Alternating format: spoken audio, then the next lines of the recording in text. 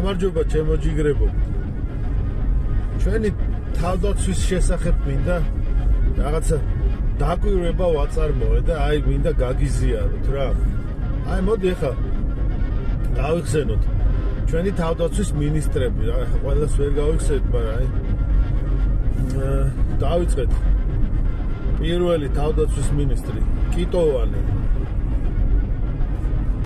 კიტოვანის მერე ყარყარაშვილი, მერე იყო ნადიბაიძე, იყო ვარფიკო ნადიბაიძე, მერე ნადიბაიძის მერე თევზაძე, კაცური კაცი სხვათა შორის და შემდეგ წამოვიდა ეს დემოკრატიის შუქურის სასტავი, ესე იგი ბარამიძე, მერე კეზერაშვილი, შაშკინი, კიდევ ვინ იყვნენ? ოქრუაშვილი ეგ როგორ გამოჩი.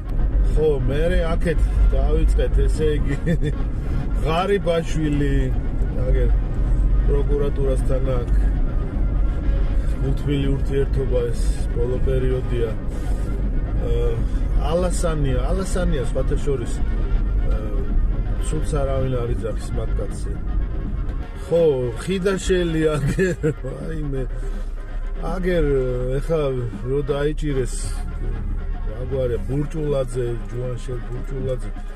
მოკლედ რისი თქმა მინდა რა, აი ყარყარაშვილი, თევზაძე, მაგარი ხალხი, ალასანიაზეც კარგს იძახიან.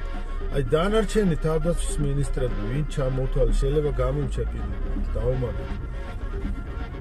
აი უბრალოდ რა არის, ესე იგი მე ჯადოების და რაღაცა შავი მაგიის არ ამჯერა და მაგრამ წყევლა ჯადოა რა, გეუბნები.